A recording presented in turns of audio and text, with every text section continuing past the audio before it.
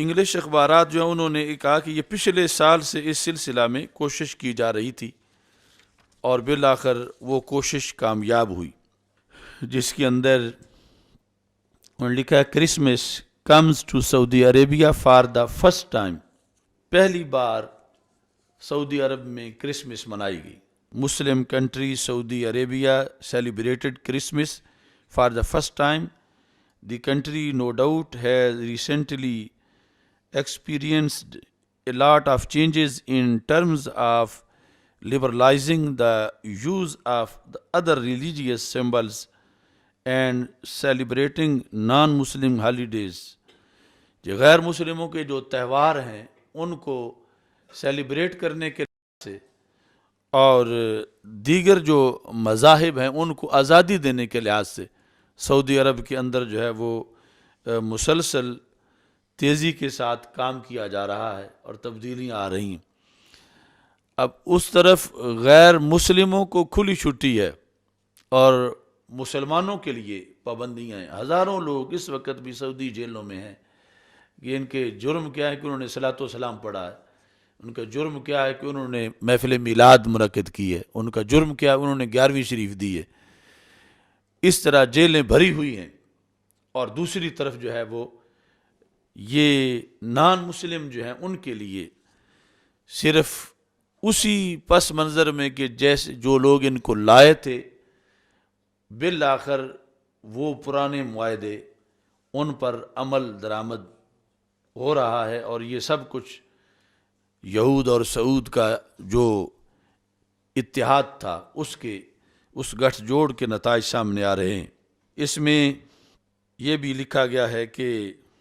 To the surprise of Saudi citizens, سعودی شہریوں کو حیران کرنے کے لیے there was deliberate display of Christmas trees some of which were priced at around $3,000 especially around the kingdom of Riyadh. یعنی سعودی شہریوں کو متاثر کرنے کے لیے عام شہراؤں کے اوپر جان بوجھ کے ڈسپلے کیا گیا، نمائش کی کرسمس ٹریز لگائے گئے اور ان میں سے بعض وہ تھے اس اخبار کی رپورٹ کے مطابق کہ جو کرسمس ٹری ایک کرسمس ٹری $3,000 کا بنایا گیا، یعنی ایک کی اتنی قیمت لگائی گئی اور جو سب سے ٹاپ پر تھا وہ $11 ملین کا ایک درخت تھا کرسمس ٹری جس کا اہتمام کیا گیا. یعنی ادھر چند جھنڈیوں پر شرک اور بدعت کے فتوے لگا کر اس پر اتنا طوفان بدتمیزی اٹھایا جاتا ہے اور ادھر کرسچن جو ہیں ان کی خوشنودی کے لیے جو ہے وہ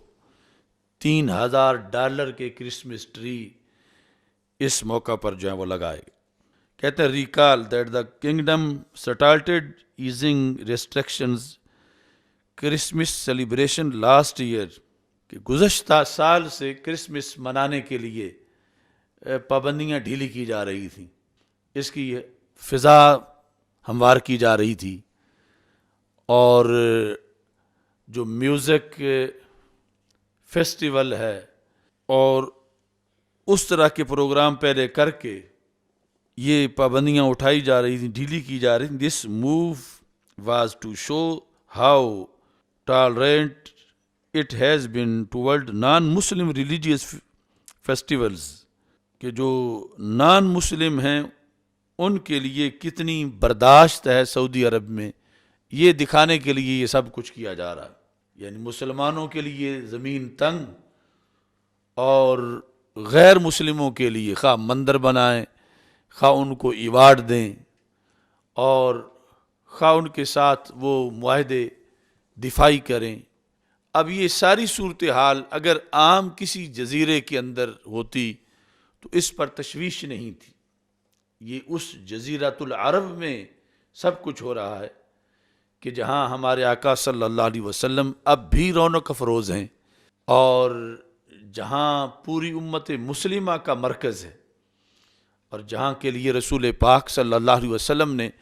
یہ ارشاد فرمایا اخرجوا الیہود والنصارى من جزیرۃ العرب، وہاں آباد کیا جا رہا ہے ان کو، اور پھر